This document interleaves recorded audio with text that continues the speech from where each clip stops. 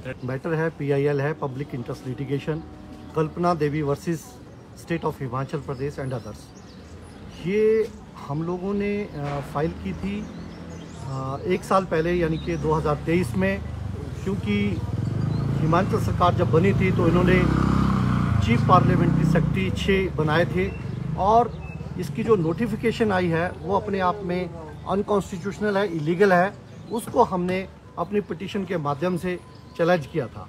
और उस पर लगभग 1 साल ख़त्म होने को आया हुआ है। और पहली बार जब ये लगी थी मेरी पिटीशन 12 अप्रैल 2023 को लगी थी। इसमें सबसे पहली पिटीशन हम लोगों ने यानी कल्पना देवी ने फाइल की थी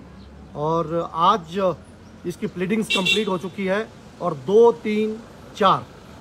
जो पिछली तारीख को इसके डेट्स बताई थी कि इसको डेट स्पेशल बेंच बना हुआ है और इस बेंच में जो है वो फाइनल आर्गूमेंट के लिए आज ये लगी हुई थी। और परंतु आज कोर्ट ने कहा कि आज का जो बेंच है वो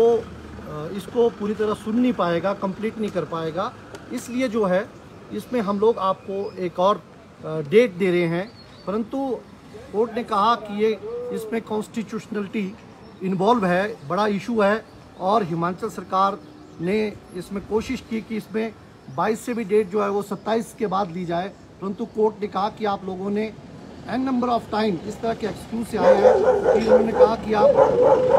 कंप्लीट बेंच की एप्लीकेशन जो है वो हम लोगों ने सुप्रीम कोर्ट में लगाई हुई है जो 26 से 27 के बाद लगेगी, तो इसलिए ये केस उस दिन लगाया जाए। ये एक ओरल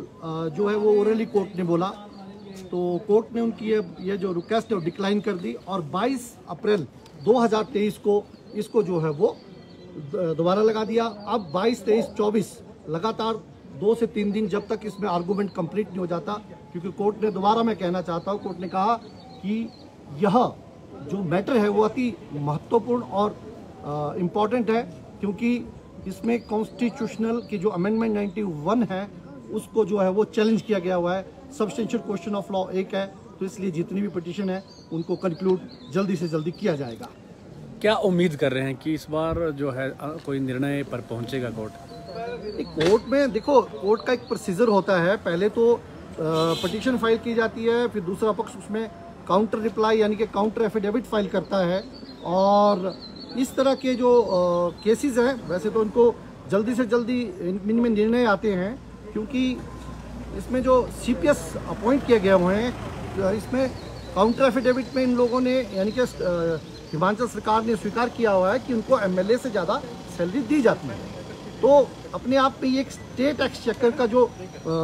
इसका जो स्टेट एक्सचेकर जो है वो फंड्स का दुरुपयोग हो रहा है। इनको लग्जरीज गाड़ियाँ जो है वो दी जाती है, फ्लैग लगे हुए हैं, सारी मंत्रीज वाली सुविधा है। पिछली बार उसमें जो है वो इसमें स्टे हुआ है उनके इन सुविधाओं को लेके, परंतु अब फाइनल वर्डिक्ट आना है, तो इसलिए कोर्ट ने बार बार कहा है कि हम लोग इस मामले को जल्दी से जल्दी जो है वो ख़त्म करने की कोशिश करेंगे और इसलिए यह तारीख छोटी दी गई 22 अप्रैल, इसी महीने की 22 अप्रैल को दी गई और 22, 23, 24। और मैं पूर्ण रूप से यह कहना चाहता हूँ कोर्ट इसमें पॉजिटिव है और जो भी निर्णय रहेगा वी विल एक्सेप्ट इट और होपफुली इसमें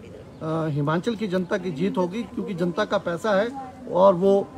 हम लोग जो हैं वो जनता के लिए काम कर रहे हैं। मामला ये कब का मामला है और क्या इस तरह के मामले अन्य कोर्टों में भी पेंडिंग हैं? हाँ, ये बड़ा विशेष सवाल है।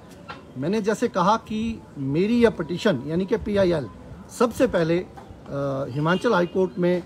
इन द अप्रैल यानी कि 12 अप्रैल 2023 को लगी थी। उसके बाद अन्य पिटीशंस भी आई थी,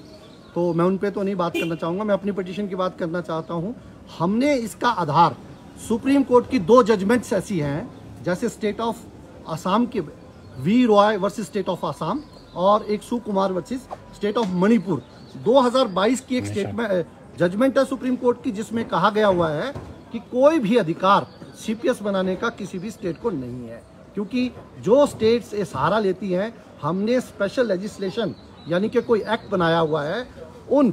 एक्ट को ऐसी कोई पावर नहीं है, उन जजमेंट्स ने उनको दरकिनार किया हुआ है। तो इसलिए हम लोग आए हैं और हमने भी जो ये नोटिफिकेशन आई है और जो ये एक्ट है इनको चैलेंज किया हुआ है अपनी PIL माध्यम से। और आपने जो कहा इसको मोर देन 1 ईयर जो है इस कोर्ट में हो चुका है और हमें उम्मीद है कि अब इसका निर्णय जो जल्दी से जल्दी आएगा। क्या ये सीपीएस के पद को हटाने को लेकर है या फिर इनकी सदस्यता का भी खतरा हो सकता है इसमें? देखो, जो इनकी जो इलीगल ओथ है, सदस्यता का हमने बात कही है कि जब किसी की ओथ इलीगल होती है तो उसके साथ साथ सीपीएस को हटाने के भी प्रेयर है, और अगर कोर्ट इसमें कंसीडर करेगा तो हम लोगों ने कहा है, वैसे तो इसमें ऑफिस ऑफ द प्रॉफिट भी होता है, जिसको हम लोग कहते हैं कि ये जब कोई भी ऐसा पद एमपी या एमएलए, जैसे आपको जया बच्चन की एक जजमेंट है, ऑनरेबल सुप्रीम कोर्ट ने कहा था कि कोई भी एमपी जो है वो एमपी से ज़्यादा सैलरीज नहीं ले सकता है और कोई बड़े विशेष पदों पे नहीं हो सकता है। यह तय करना, वैसे तो हाई कोर्ट पे ऐसी हमने बात कही थी, मेंशन किया था, पर हमारी प्राइमरी जो मेरी रिक्वेस्ट है वो ये है कि इन सीपीएस को जल्दी से जल्दी हटाया जाए।